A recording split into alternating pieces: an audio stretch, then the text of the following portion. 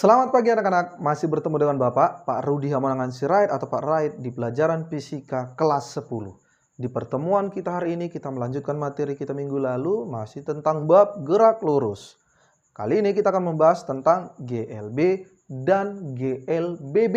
Oke, baik, mari kita pelajari dengan baik dan perhatikan dengan baik. Oke. Apa itu GLB? Oke, perhatikan gambar berikut. Nah, di sini ada sebuah gambar kereta api ya, sedang bergerak, dan di sini ada sebuah mobil sedang bergerak lurus juga. Oke. Apa itu GLB? GLB itu adalah gerak lurus beraturan, Pak. Itu dari SMP, Pak. Oke, itu kepanjangan GLB ya, anaknya, bukan artinya dari GLB. Kalau ditanya apa itu GLB, berarti artinya, bukan kepanjangannya. Oke? Nah, GLB itu kepanjangannya gerak lurus beraturan. Sedangkan artinya GLB itu adalah gerak benda yang memiliki lintasan berupa garis lurus dengan kecepatan tetap. Kecepatan tetap. Baik itu besarnya maupun arahnya. Seperti itu nak ya. Baik itu besarnya maupun arahnya ya. Oke. Sesuai dengan rumus kecepatan, kecepatan itu adalah jarak dibagi waktu. Maka jarak sama dengan kecepatan dikali waktu. Jika jaraknya sudah diketahui mula-mula, maka rumusnya menjadi X sama dengan X0 ditambah kecepatan dikali waktu. S dan X itu sama-sama menyatakan jarak. Ya, satuannya meter. Kemudian T di situ adalah waktu, ya. Satuannya sekon, dan V di situ adalah kecepatan gerak benda, dan X0 adalah posisi awal benda. Ya, posisi awalnya mula-mula. Oke.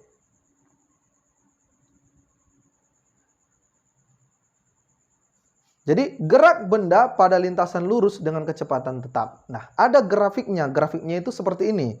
Nah, perhatikan ini. Jika kita membuat grafik hubungan antara jarak dengan waktu, jika jarak awalnya sudah posisi awalnya sudah diketahui, maka grafiknya seperti ini. Nah, ini ya, berupa garis lurus ya, yang kita tarik dari X0 ya. Seperti itu. Beda dengan kalau dia X0-nya dimulai dari 0. Kalau X0-nya dimulai dari 0 berarti tarik dari sini. Dari sini tarik. Nah, set. Nah, gitu ya, nak ya. Nah, tapi karena posisi awalnya diketahui, maka X sama dengan X0 ditambah V kali T. Nah, itu untuk mencari jaraknya. Ya. Nah, kalau grafik kecepatan terhadap waktu, nah ini grafiknya. Grafik kecepatan, kalau ini tadi grafik posisi. V dengan T, ternyata garisnya itu berupa garis lurus juga, tapi arahnya seperti ini. Bentuknya seperti ini. Ya, seperti inilah kurvanya. Jadi, luas daripada di bawah grafik kurva ini itu menyatakan jaraknya. Kenapa? Karena tadi rumus jarak itu adalah kecepatan dikali waktu. Berarti itu sama seperti rumus daripada luas ya, yaitu panjang kali lebar. Berarti panjangnya kita anggap aja T, kemudian lebarnya kita anggap aja V. Berarti ini adalah luas di bawah grafiknya. Nah, luas di bawah grafiknya inilah menyatakan jaraknya. Seperti itu. Nah, jadi kalau bentuknya persegi, ya udah kita gunakan luas persegi. Dan jika bentuknya segitiga, ya udah kita gunakan nanti luas segitiga. Jika bentuknya trapesium, ya kita gunakan luas trapesium. Seperti itu, nak ya. Oke, dengan catatan di sini, karena benda adalah melakukan GLB, gerak lurus beraturan, dengan kecepatan konstan atau kecepatan tetap, maka di situ tidak ada percepatan. Nah, kenapa? Karena kecepatannya tetap. Kalau kecepatan tetap berarti tidak ada perubahan kecepatan. Maka di situ tidak ada percepatan. Percepatan itu kita anggap 0.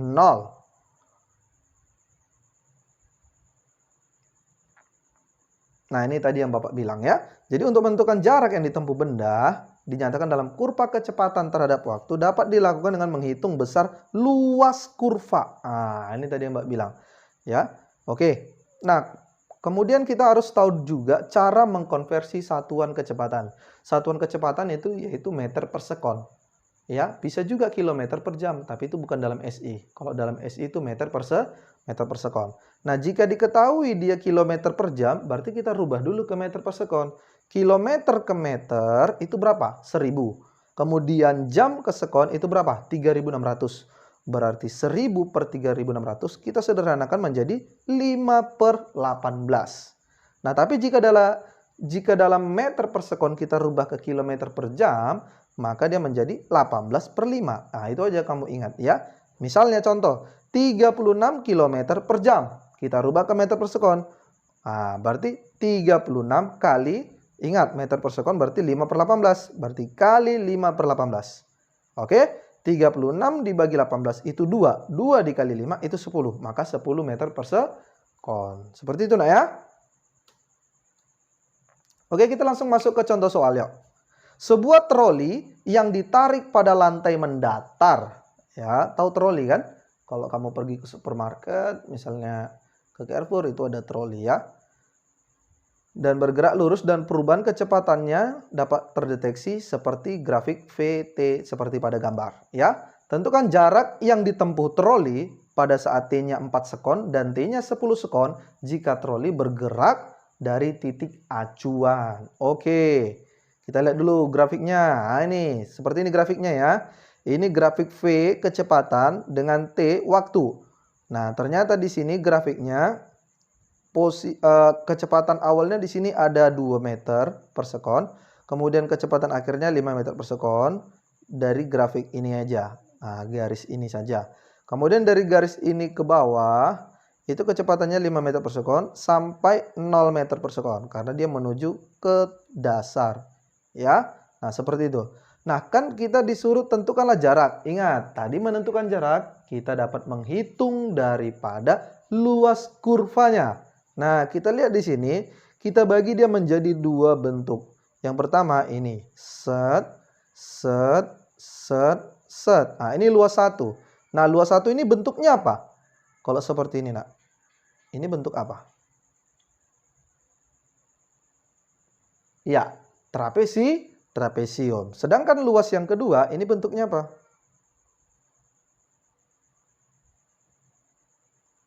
Iya, segitiga. Oke, berarti kita menggunakan luas trapesium dan luas segitiga.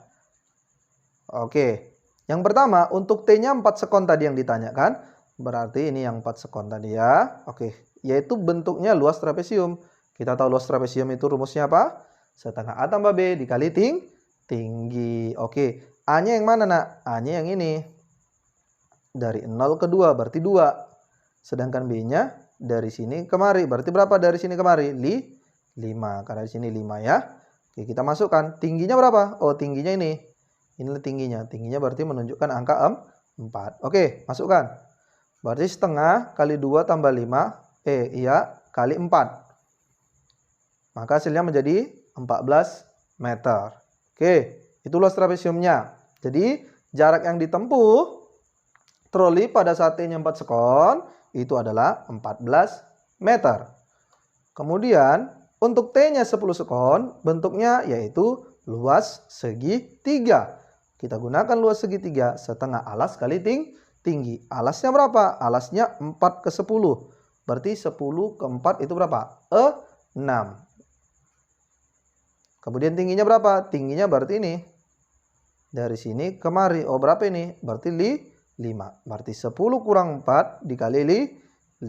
Hasilnya setengah kali 6 kali 5. Yaitu 15 meter. Oke. Karena dia katanya bergerak dari titik acuan. Berarti untuk yang T10 sekon didapatlah S1-nya tadi 14, kemudian S2-nya 15, berarti 14 tambah 15 itu adalah 29 meter. Itu adalah jarak yang ditempuhnya. Enak ya? Oke, kita sekarang lanjut lagi ke contoh soal yang kedua. Mobil A bergerak dengan kecepatan tetap 72 km per jam. Di depan mobil B sejauh 1,5 km. Mobil B sedang mengejar mobil A tersebut dengan kecepatan tetap 75 km per jam. Ditanya, A, berapakah waktu yang dibutuhkan mobil B untuk mengejar mobil A? B. Berapakah jarak yang ditempuh mobil B? Oke, kita lihat dulu gambarnya. Oke, ini VA. VA tadi kecepatannya 72 km per jam. Sedangkan VB ingin mengejar mobil VA, maka kecepatannya harus lebih besar, yaitu 75 km per jam. Contohnya, mereka bertemu di sini. Nah, mereka akan berpapasan di sini. Pas dia akan menyusul mobil A di titik ini. Tapi kita tidak tahu jaraknya ini berapa. Ya, nak ya. Nah, jarak dari mobil A ke mobil B itu 1,5 meter. Ya, kemudian misalnya titik ini adalah jarak yang ditempuh mobil A, sedangkan SB ini adalah jarak yang ditempuh oleh mobil B. Dari gambar tersebut kita dapat bahwa SB ini berarti 1,5 ditambah SA. Benar tidak? Nah ya, 1,5 ditambah SA itu adalah SB. Nah ini ya. Nah, rumus daripada jarak itu yaitu kecepatan kali waktu. Maka VB kali T. Karena ini SB berarti ini VB. Kemudian SA berarti VA kali T. Tambah 1,5. Nah, VB tadi 75. Berarti 75 kali T. Sedangkan VA 72 kali T. Tambah 1,5. Oke, 72T ini kita pindahkan ke kiri. Berarti karena dia positif, pindah ke kiri jadi negatif. 75T kurang 72T. Sama dengan 1,5. Maka 75 kurang 72 itu 3T. Sama dengan 1,5. Maka T sama dengan 1,5 bagi 3. Berarti T sama dengan 0,5 jam. Nah, jadi mobil B akan mengejar mobil A dalam waktu 0,5 jam. Seperti itu nak ya. Kemudian, berapa jarak yang ditempuh mobil B? Sesuai dengan gambar tadi bahwa SB sama dengan SA tambah 1,5.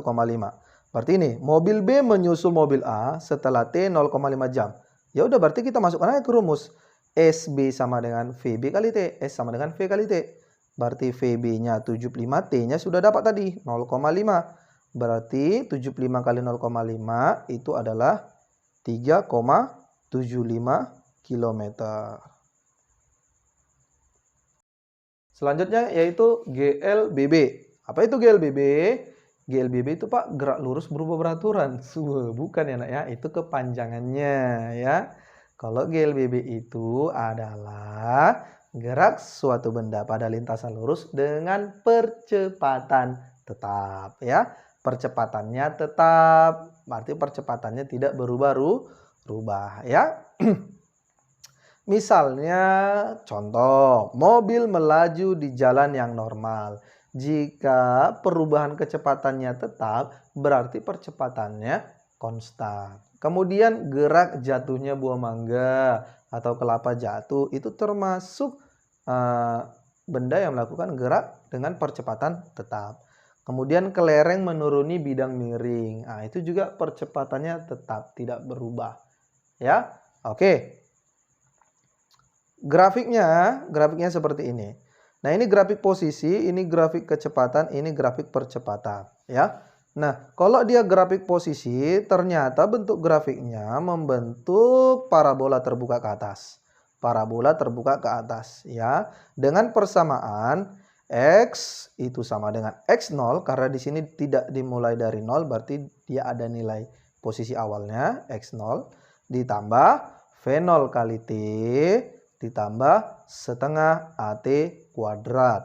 Nah, oke. Kemudian untuk grafik kecepatannya, V dengan T, yaitu grafiknya seperti yang tadi. Tapi beda ya, ini terhadap V terhadap T. Kalau tadi kan itu X terhadap T, ini V terhadap T untuk GLBB. Sedangkan yang tadi itu untuk GLB.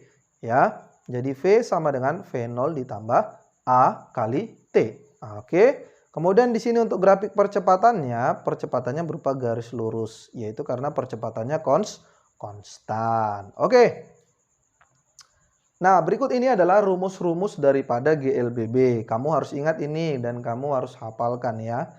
Untuk kecepatan itu VT, kecepatan akhir sama dengan kecepatan awal V0 tambah percepatan kali waktu, A kali T. Ya, karena percepatan itu adalah delta V per T, yaitu VT dikurang V0 per T. Maka hubungan khususnya untuk mencari jarak, didapatlah S itu sama dengan V0 dikali T tambah setengah AT kuadrat. Ya, S di sini jarak, V0 kecepatan awal, T adalah waktu, dan A adalah percepatan. Kemudian yang ketiga hubungannya itu VT kuadrat sama dengan V0 kuadrat tambah 2AS. Nah, ini harus kamu ingat yang ketiga nih.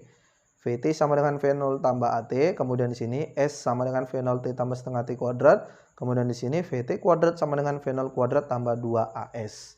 Ya, VT itu kecepatan akhir, V0 itu kecepatan awal, A di situ percepatan, dan S di situ adalah jarak. Oke, kita langsung masuk ke contoh soal saja. Sebuah mobil pembalap memulai geraknya dengan kecepatan 10 meter per sekon. Mesin mobil tersebut mampu memberikan percepatan yang tetap 2 meter per sekon kuadrat. Berapakah kecepatan mobil tersebut setelah bergerak 10 sekon? Oke, kita tulis dulu yang diketahui. V0-nya 10 meter per sekon, A-nya 2 meter per sekon kuadrat, dan T-nya 10 sekon. Yang ditanya adalah kecepatan mobil akhirnya. Oke, maka kita gunakan rumus yang tadi. VT sama dengan V0 tambah AT atau V saja. Itu sudah menyatakan VT ya, anak ya. Kita masukkan nilainya. V0-nya 10, A-nya 2, T-nya 10. 2 kali 10, 20. 20 tambah 10, 30 meter per sekon. Seperti itu, nak ya. Contoh yang kedua. Sebuah pesawat terbang dipercepat dari kecepatan 20 meter per sekon menjadi 40 meter per sekon dalam waktu 10 sekon. Berapakah jarak yang ditempuh pesawat dalam waktu tersebut? Kita diketahui V0-nya 20 meter per sekon dan kecepatan akhirnya 40 meter per sekon. Dan T-nya 10 sekon. Oke, kita cari dulu percepatannya. Yaitu V sama dengan V0 tambah V-nya 40, kemudian V0-nya 20, tambah A kali 10. Ya, 40, ini 20 pindah ke kiri, berarti jadi 40 kurang 20 itu 20. Kemudian 20 per 10 itu 2, berarti A-nya 2 meter per sekon kuadrat. Itu percepatannya, nak ya. Oke, kemudian kita tadi kan disuruh mencari jarak. Oke, kita gunakan rumus yang kedua tadi. S sama dengan V0T tambah setengah AT kuadrat. Oke, kita masukkan V0-nya 20, T-nya 10, setengah, A-nya 2, T-nya 10 kuadrat. Didapatlah 20 kali 10, 200, setengah kali 2, ini habis, berarti 10 kuadrat itu 100.